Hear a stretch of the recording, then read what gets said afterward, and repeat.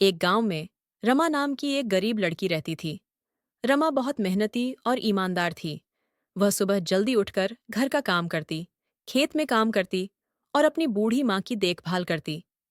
एक दिन रमा के जीवन में अचानक बदलाव आया। गांव के राजा ने रमा को अपनी बहू बनाने का फैसला किया। रमा को यह विश्वास नहीं हो रहा था। राजा और रानी बहुत दयालु थे और उन्होंने रमा को महल में रहने और जीने का सब कुछ दिया। लेकिन महल में रमा का जीवन आसान नहीं था।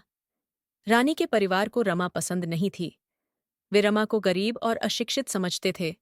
रमा को महल में हर काम करना पड़ता था, जैसे कि झाड़ू लगाना, बर्तन धोना और कपड़े धोना। रमा ने हिम्मत नहीं हारी। उसने मेहनत से काम करना जारी रखा और धीरे धीरे रानी के परिवार को अपना बना लिया।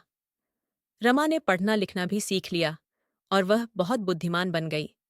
एक दिन राजा बीमार पड़ गए। रानी ने डॉक्टरों को बुलाया, लेकिन कोई भी राजा को ठीक नहीं कर सका। रमा ने राजा की देखभाल की और उन्हें दवाइयां दीं। कुछ दिनों बाद राजा ठीक हो गए। राजा ने रमा की देखभाल और प्यार के लिए उन्हें धन्यवाद दिया। उन्होंने रमा को रानी घोषित कर दिया और रानी के परिवार को महल से बाहर निकाल दिया। रमा रानी बन गईं, लेकिन उन्होंने कभी भी अपने गरीब जीवन को नहीं भुलाया। उन्होंने गरीबों और जरूरतमंदों की मदद करने का फैसला किया।